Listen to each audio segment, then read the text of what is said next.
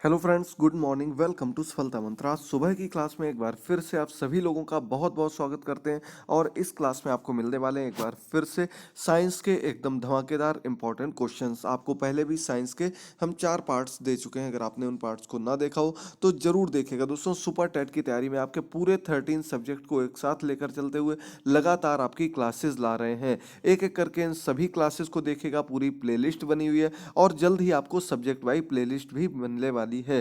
तो आप लोग अच्छे से अपनी पूरी तैयारी में लगे रहिए और अपनी एक सीट पक्की करते चलिए। हम आपको पहले भी बता चुके हैं, कंपटीशन बहुत ज़्यादा है। एनआईओएस डीएलएड को शामिल करके कंपटीशन और ज़्यादा बढ़ गया है। तो आपको बिल्कुल भी है, एक एक मिनट को आपको बहुत ही अच्छे से यूटिलाइज करना है। पूरी अपनी तैयारी हमारे साथ मिलकर करते रहिए। 100% आपको सफलता मिलेगी। पूरी आपकी तैयारी हम खुद आपके साथ चलकर करते रहेंगे, लेकिन आपको अपने पूरे मनोयोग से लगना पड़ेगा। तो दोस्तों, साइंस की बात कर रहे हैं हम लोग। 4 पार्ट्स आपको दे चुके हैं।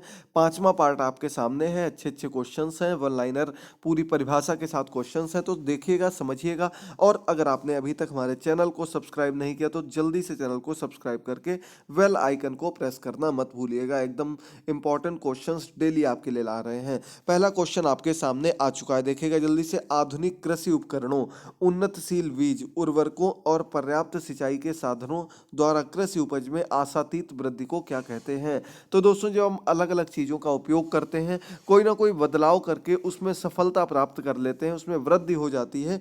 और यह जब बात कृषि की होगी तो इसे हरित क्रांति का नाम दिया जाता है। आपने एमएस स्वामीनाथन का नाम सुना होगा, कृषि वैज्ञानिक थे। इन्होंने हरित क्रांति को बहुत बढ़ावा दिया था। इन्होंने ही हरित क्रांति को मुख्य रूप से आगे बढ़ाया था। गेहूं और धान की फसलों को लेकर मुख्य रूप से ये आपकी हरित क्रांति की गई थी, याद रखिएगा। और इसमें आशातीत वृद्धि देखी गई थी।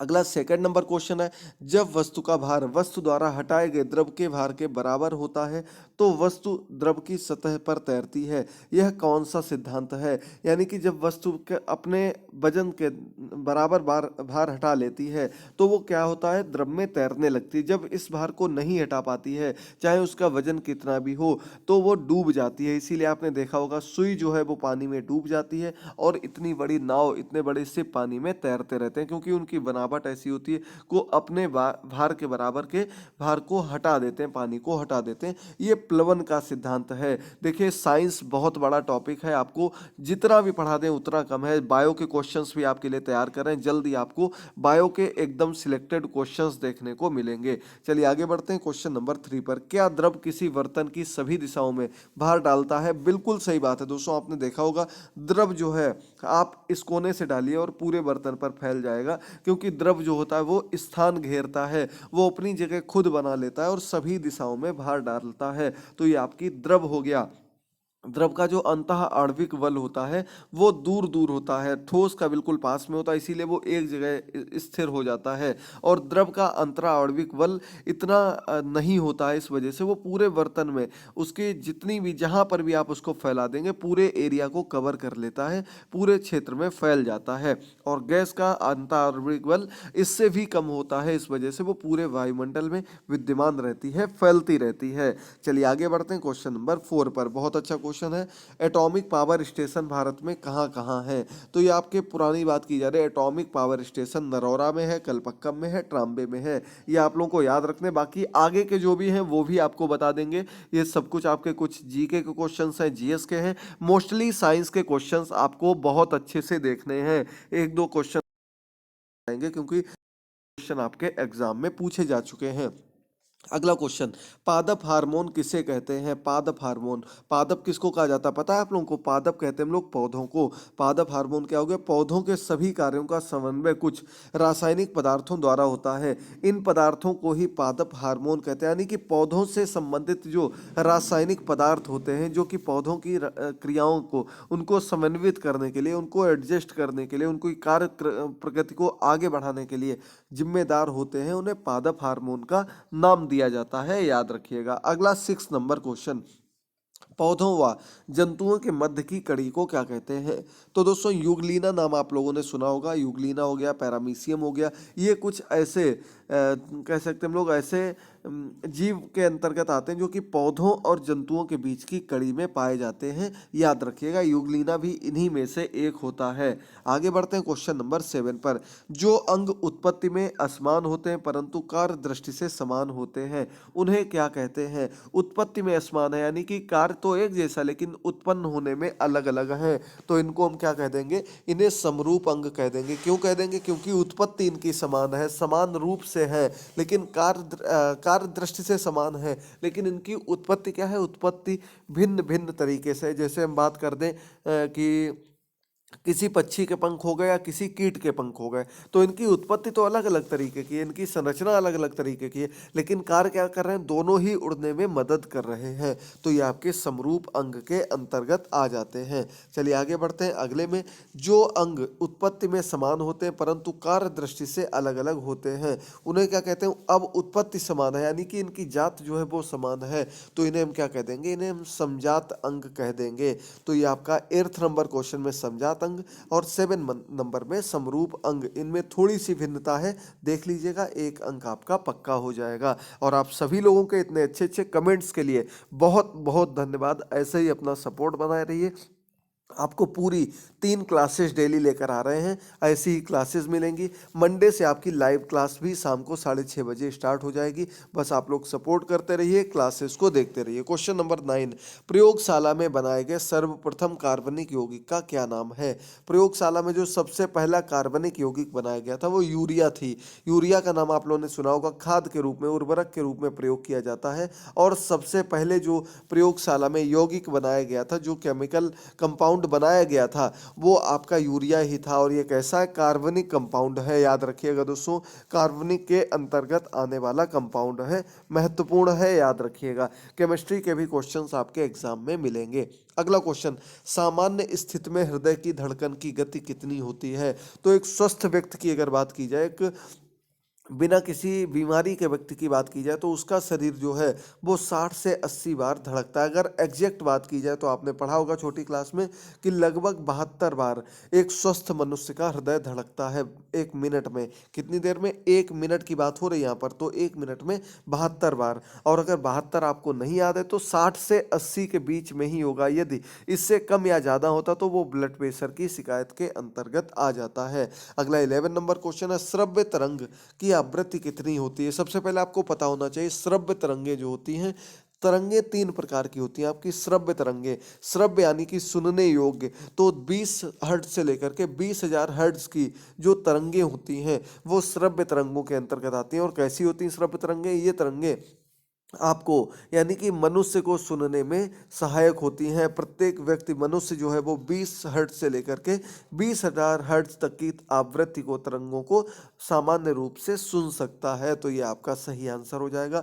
हर्ट्ज जो होता है वो इसका मात्रक होता है, कहीं कहीं HZ भी लिखा हुआ आपने देखा होगा। अगला क्वेश्चन 12 नंबर क्वेश्चन है, अपश्रव्य तरंगे कितनी होती हैं? तो आपने पढ़ लिया श्रव्य तरंगे यानी कि जिनको मनुष्य सुन सकता है, ऐसी तरंगे। अब आ गई आपकी अपश्रव्य तरंगे। अपश्रव्य तरंगे जो होती हैं वो कम हर्ट्ज की होती हैं। कैसी होती हैं? कम हर्ट्ज की, यानी कि 20,000 तक की तो 20 हर्ट्ज तक की तो मनुष्य सुन सकता है, लेकिन जब इससे कम की कोई तरंग होगी तो वो मनुष्य नहीं सुन सकता, या सामान्य व्यक्ति या कोई भी सामान्य स्थिति वाला व्यक्ति इन तरंगों को नहीं सुन सकता है। अब इनको सुनता कौन है? इनको सुनने में मुख्य रूप से जानवरों की बात की जाएगी तो उसमें आपके कुत्ते हो गए, गाय हो गई, सकते हैं, चमगादड़ सुन सकते हैं। ये इतनी कम आवृत्ति की तरंगों को आसानी से सुन सकते हैं। अगला 13 नंबर क्वेश्चन है, पराश्रव्य तरंगे। तो पराश्रव्य, परा यानी कि जो पार कर जाए, श्रव्य सुनने की सीमा को जो पार कर जाए, यानी कि 20,000 हर्ट्ज तक की तो सुन सकता है, लेकिन जब तरंगों की आवृत्ति इससे भी अधिक हो जाएगी तो वो आपकी क्या कहलाएंगी? पराश्रव्य तरंग के अंतर्गत आ जाएंगी। इनको अभी जानवर सुन लेते हैं, कुछ अन्य जीव जंतु सुन लेते हैं, लेकिन मनुष्य इनको भी सुनने में अक्षम है, क्योंकि इनकी आवृत्ति मनुष्य की जो एक लिमिट दी गई उसको पार कर जाती है, उसके ऊपर पहुंच जाती है।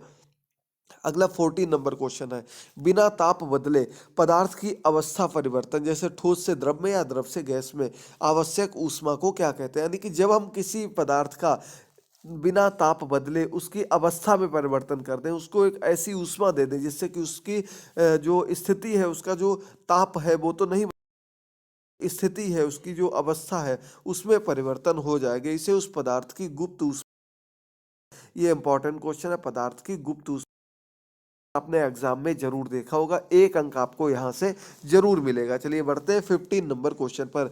ध्वनि तरंग के किस प्रकार का उदाहरण है, यानी कि ध्वनि जो है वो तरंगों की कौन से प्रकार का उदाहरण है, किसके अंतर्गत आता है। तो दोस्तों ध्वनि जो होती है अनुदैर्घ्य तरंग होती है। ठीक है दोस्तों, अनुदैर्घ्य तरंग के अंतर्गत आपकी ध्वनि आ जाती है, याद रखिएगा। अगला 16 नंबर क्वेश्चन है, विशिष्ट ऊष्मा किसे कहते हैं। अभी ऊपर आपने गुप्त ऊष्मा पढ़ ली, अब आते हैं विशिष्ट ऊष्मा पर।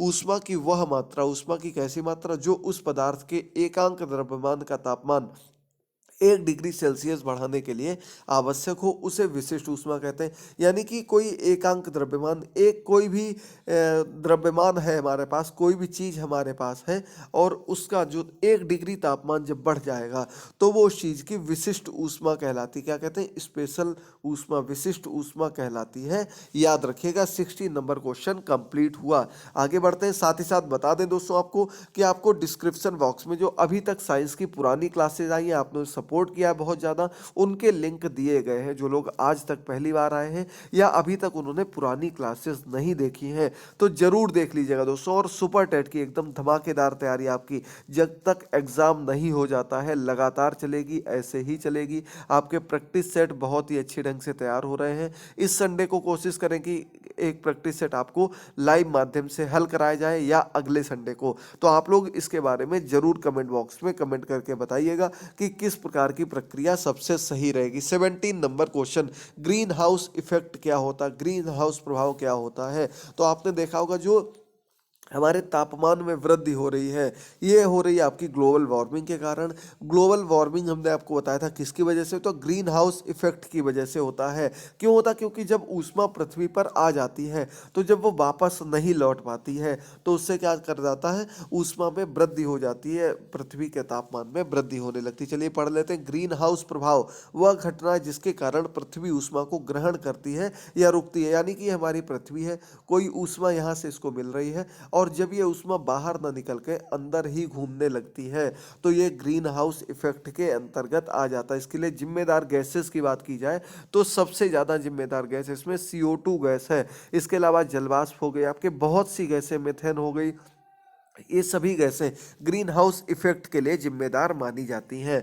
अगला 18 नंबर क्वेश्चन, जब ध्वनि तरंगें दूर स्थित किसी दृढ़ टावर या पहाड़ से टकराकर परिवर्तित होती हैं, इस प्रकार की ध्वनि को क्या कहते हैं। तो जब कोई ध्वनि गूंजने लगे, कहीं से वापस लौटकर आपको सुनाई पड़ने लगे, आपने देखा होगा खुले आसमान में जब आप कोई चीज बोलते हैं या बहुत बड़ा कमरा होता है तो आपकी आवाज गूंजने लगती है, आपको बार बार वही चीज सुनाई लगने लगती है, तो इसे हम प्रतिध्वनि का नाम देते हैं। क्या कहते हैं इसको, प्रतिध्वनि का नाम देते हैं। याद रखिएगा। 19 नंबर क्वेश्चन आपके सामने है, दो जलीय पौधों के नाम लिखो। दो जलीय पौधे कौन कौन से हैं, जल में जो पौधे होते हैं उन्हें जलीय पौधे कहते हैं। कमल हो गया आपका, कुमुदनी हो गई, हाइड्रा हो गया, ये सभी पौधे आपके जलीय पौधों की श्रेणी में आते हैं। आपको एक बात याद रखना, इनकी पत्तियां जो होती हैं चिकनी होती हैं बहुत ही ज्यादा, इन पर पानी फिसल जाता है, रुकता नहीं है, भले ये पत्तियां पानी में ही बनी रहे, इस वजह से पत्तियां नहीं सड़ती हैं। सामान्य पौधों की पत्तियां अगर आप पानी में डाल देंगे तो वो 1 से 2 दिन में सड़ने लगती हैं, लेकिन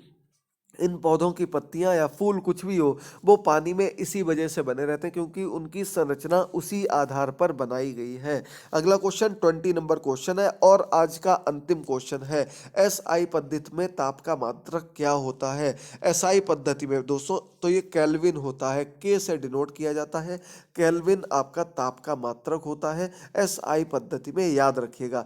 बहुत ही महत्वपूर्ण क्वेश्चन, 20 क्वेश्चन आज आपके कंप्लीट होते हैं। पूरी व्याख्या के साथ अगर आपको समझ में आ गए हो, समझाने में हम सफल हुए हो, तो एक बार कमेंट बॉक्स में कमेंट करना मत भूलिएगा। पुरानी क्लासेस को जाके जो अभी हमने हाल ही में क्लासेस दी हैं उनको देखना प्रारंभ करिए, और चैनल को सब्सक्राइब करके ऑल नोटिफिकेशंस को जरूर सिलेक्ट कर दीजिएगा। आपकी लाइव क्लास बिल्कुल तैयार है, कुछ नेट प्रॉब्लम की वजह से नहीं आ पा रही है, लेकिन जल्द ही सब कुछ क्लियर करके आपको क्लासेस देंगे। आप लोग देखते रहिए। समय की कमी के कारण नोट्स तैयार नहीं कर पा रहे, लेकिन आपका प्यार सपोर्ट बना रहा तो सब कुछ मिलेगा। टेलीग्राम का लिंक भी दिया गया है, तो जुड़ते रहिए, तैयारी करते रहिए, अपना ख्याल रखिए। थैंक यू दोस्तों, गुड बाय, टेक केयर।